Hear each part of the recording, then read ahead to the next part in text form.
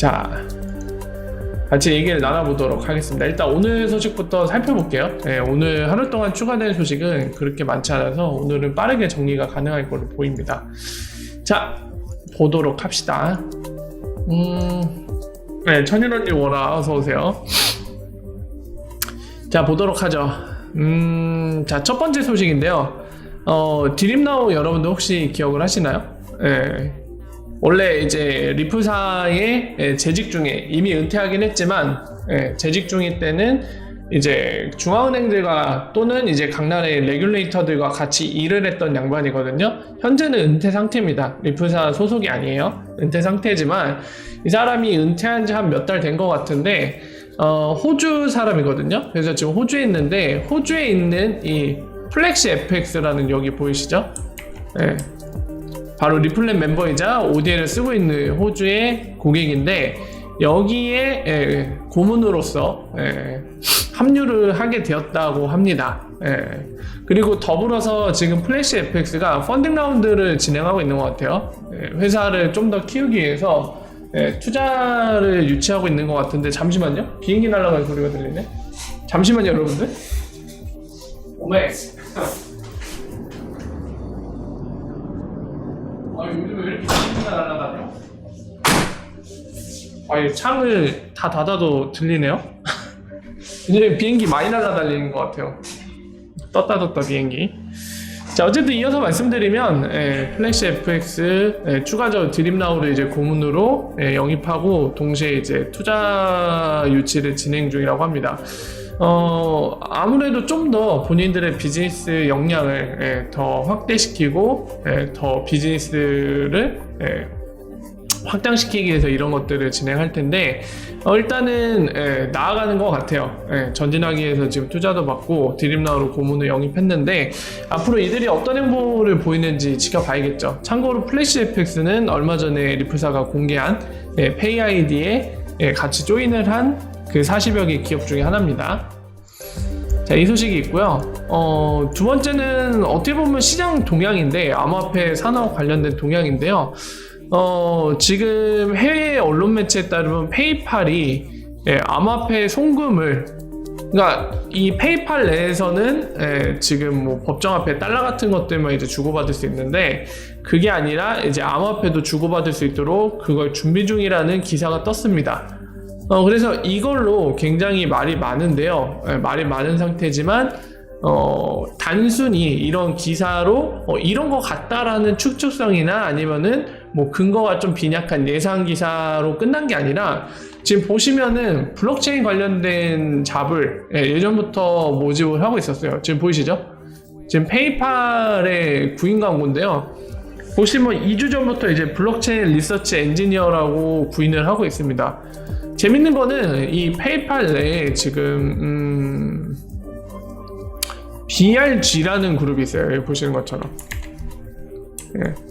BRG라고 에크넘으로 줄여서 얘기하고 있는데 이 BRG는 더 블록체인 리서치 그룹이라는 뜻을 갖고 있습니다. 말 그대로 이제 블록체인 연구 그룹인데 보시면은 뒤에도 나 있지만은 스트래티직 테크놀로지라고 되어 있죠. 그러니까 얘네들도 겉으로 드러나지 않았을 뿐이지 이미 블록체인 관련된 전문가들을 영입을 해서 연구를 하는 사내 조직을 갖고 있었고 그 조직을 통해서 연구를 하고 있었다는 얘기입니다. 더욱이 더 재미있는 거는 여기 이제 디스크립션에 적혀 있는 내용에 따르면은 이 부분을 좀 보실래요? 보이시죠? 뭐라고 되어 있어요? POC 하고 그 다음에 파일럿 프로젝트 한다는 거잖아요. 그러니까 단순히 이론만으로 연구하는 게 아니라 이들이 이제 사내 이 조직이 어떤 연구들을 하는지 구체적으로 알 수는 없지만 어쨌든 이 그룹이 POC 검증을 하고 그걸 바탕으로 이제 파일럿까지 실제로 커머셜로 쓰기 전에 소규모로 써보는 거 그게 바로 파일럿 단계라고 말씀을 드렸죠. 그것까지 이 조직이 진행하고 있는 부분입니다. 바운더리가 여기까지예요. 단순히 머리로만 막 상상하고 연구하고 끝내는 게 아니라 실제적인 걸 한다는 얘기죠. 이런 조직을 갖고 있다라는 거. 그래서 이런 것들을 미뤄볼 때 아무래도 저 기사가 완전히 근거 없는 얘기는 아닐 것 같다라는 생각도 듭니다. 하기는 뭐 여러분들은 어떻게 생각하나요? 여러분들이 저런 페이팔급의 기업을 운영하는 오너라고 생각을 해보세요. 지금 뭐 다 이제 비자도 그렇고 마스터카드는 뭐 특별히 막 되게 드러낸 건 없지만 뭐 어쨌든 이런, 그리고 또는 금융기관인, 전통적인 금융기관인 은행 중에서도 뭐 스위스 쪽에는 암호화폐 취급하거나, 또는 어떤 데는 뭐 암호화폐 취급하는 건 아니지만 이제 블록체인이란 테크놀로지 이용해서 리플렛 같은 거를 쓰고 있고요. 그리고 어떤 중앙은행들, 모든 중앙은행 아니지만 많은 중앙은행들이 이 블록체인 기반의 DLT라던가 또는 이 기반의 기술로 만들어진 CBDC 같은 걸 연구하고 있는 상황에서, 여러분들이 만약에 페이팔급의 이런 기업의 오너라고 했을 때 과연 이 블록체인이나 또는 크립토 커런시라는 것을 그냥 외면한 채 원래 기존의 사업대로 진행할 수 있을까? 아마 대부분이 뭐 이거를 당장 하진 않더라도 전문가들을 일단 영입을 해서 이런 트렌드에 맞춰서, 만약에 이게 미래가 될 수도 있는 거니까요, 미리 준비는 하고 있겠죠, 뒤에서. 아마도 지금 보여지는 내용들이 페이팔이 이런 측면에서 뒤로 준비를 하고 있는 것들이 드러난 게 아닌가 싶은데요. 일단은 확정 기사는 아닌 것 같아요, 보니까. 일단 그런 얘기가 도는데, 지금 보시는 것처럼 이런 전문 인력과 사내 조직이 있다라는 거는 전혀 근거 없는 얘기는 아닐 것 같다라는 걸 좀 생각할 수 있게끔 하는 팩트죠. 자, 그래서 페이팔이 앞으로 암호화폐 취급을 해서 페이팔 이용자들이 암호화폐 송금이 가능해질 것 같다, 서로 주고받는 게요. 그런 기사 내용이 있었습니다. 마리오님 오라 어서오세요. 반갑습니다.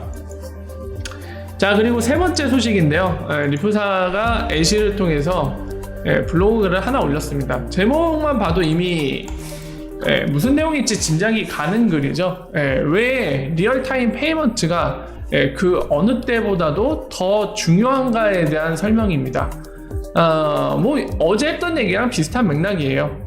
원래 요즘 같은 코로나 바이러스로 인한 이런 경제 상황이 아니더라도 제가 매번 비유로 말씀드리는 것처럼 이 크레딧으로 이루어지는 시장입니다. 금융 자체가 크레딧,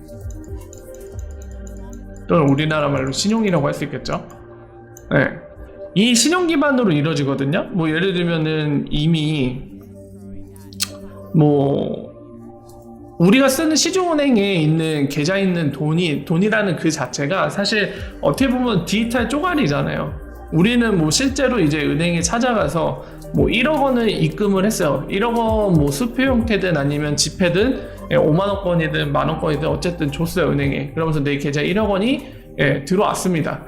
근데 이게 은행이 뭔가 문제를 일으키거나 뭐 해킹을 당하든지 아니면은 은행 내부에서 직원이 나쁜 짓을 하는, 나쁜 행위를 하는 직원이 뭔가 조작을 한다든가, 또는 뭐 문제가 생겨서 이 은행의 장부 자체가 다 날아갔는데 백업한 것도 없다라던가, 또는 은행이 파산하던가, 뭐 굉장히 뭐 많은 형태로 인해서 이 고객과 은행 간에 뭔가 당연히 지켜져야 될 이 부분에 문제가 생길 수도 있거든요. 결함이 생길 수도 있는데, 이거는 사실 이제 신용으로 이루어진 이런 관계에서 기인하는 여러 가지 리스크들인 거죠. 그러니까 이 거래 주체들 간에 있는 카운터파티 리스크라는 게 바로 이런 것들이죠. 더욱이 이제 뭐 기업과 기업끼리 이제 수출하고 수입하는 과정 중에 그 대금을 처리하고 물건을 받는 과정 중에서도 뭐 또 마치 개개인 간의 중고 거래를 할 때도 마찬가지죠.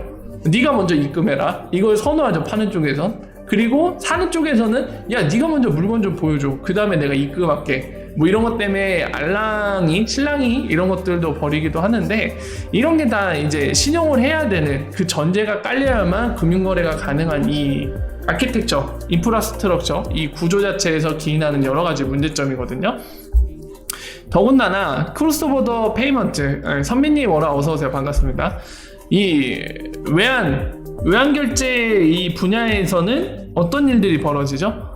이 다리 건너서 가는 이 여러 가지 이 구조에서 기인하는 문제점들 때문에 시간도 오래 걸리고 비용도 굉장히 많이 듭니다. 그러니까 더더욱이 원래 이제 이 구조상에 갖고 있는 신용을 전제로 한 이 금융거래에서 더 많은 문제점들이 붙어서 더 많은 것들이 어렵게 되는 거죠. 그러니까 이런 상황이다 보니까 이런 카운터 파티 리스크를 근본적으로 신용에서 기인하는 문제들을 안지 않고도 뭔가 리스크 없이 금융거래가 가능할 수는 없는가, 이런 부분들 때문에 거기에 대한 수요가 이미 존재하고요, 전통적으로. 그리고 아까 말씀드린 것처럼 이 글에서도 얘기하듯이 이제 코로나 바이러스, 이런 지금 특이한 상황, 그리고 예전에 글로벌 경제 위기 같은 유동성 문제 때문에 발생한 여러 가지 위기에서도 언제나 어디에 수요가 있었다? 리얼타임 페이먼트, 이런 카운터파티 리스크 없이 그냥 돈을 바로 그 즉시 처리되는 거죠.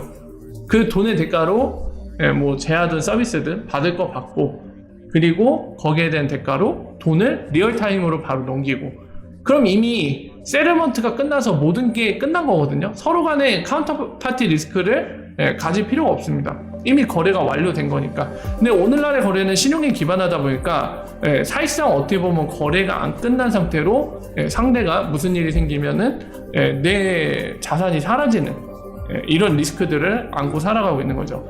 그것 때문에 지금 얘기하는 거죠, 제목처럼.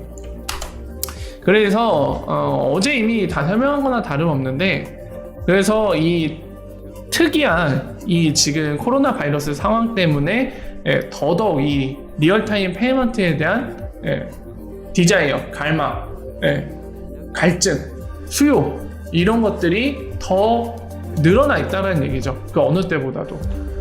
그래서 리얼타임 페이먼트가 여기 써있는 것처럼 금융의 미래가 될 거다, 이 얘기를 하고 있는 겁니다. 그래서 얘기하는 거는 이런 백그라운드와 지금 트렌드 분석을 통해서 지금 이 얘기들을 설명하고, 그 다음에 이런 수요를 만족할 수 있는 리플렛을 쓰세요. 리플렛이 그 수요를 만족시켜 줄 수 있는 테크놀로지입니다. 그리고 더불어서 이제 세르먼트 분야까지도 리얼타임으로 할 수 있는 ODL을 설명하면서 우리 네트워크에 합류하세요 하고 약간 설명과 광고가 함께 있는 내용으로 마무리 짓고 있습니다. 자, 그런 내용이고요. 뭐 우리는 이미 알고 있는 내용이니까 뭐 특별할 건 없는 내용이었죠, 사실 오늘 글은. 근데 요즘에 확실히 느껴지죠. 리플사가 페이 아이디 전에 뭐 리플렛 클라우드라던가 이런 소식들을 전하면서 요즘 막 한 이틀에 한 번씩은 계속 글을 올리는 것 같아요. 뭔가 새로운 소식들을 올리고 있는 것 같은데 굉장히 분주해 보입니다. 역시나 저런 활동, 공개적인 활동이 늘어날 때는 뭔가 하고 싶어서 저러는 거죠. 뭘 공개하려고 지금 저렇게 공개적인 활동량을 늘리고 있는지 모르겠는데, 일단은 어떤 소식들이 이어질지 한번 지켜봐야 될 것 같습니다.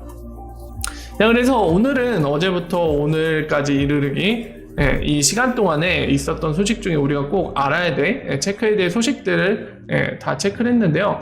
뭐 나머지 소식들은 우리한테 그닥 중요하지 않은 내용이라서 뭐 리플과 XRP 관련돼서는 크게 꼭 알아야 될 소식들은 아니라서 딱히 설명을 안 드리는데요. 혹시나 궁금하신 내용이 있으면 Q&A 2부 순서 이제 곧 진행할 건데, 그때 이제 얘기를 꺼내시면 같이 얘기를 해보거나 또는 궁금한 게 있으시면은 질문 주시면 답변 드리도록 하겠습니다. 자, 오늘 소식 간략하게 그리고 핵심사항 똑똑똑 짚어서 지금까지 다뤘고요. 잠깐만 쉬었다가 2부 순서 진행하면서 여러 가지 얘기들 나눠보도록 할게요. 잠깐만 쉬었다 갈게요. 뿅!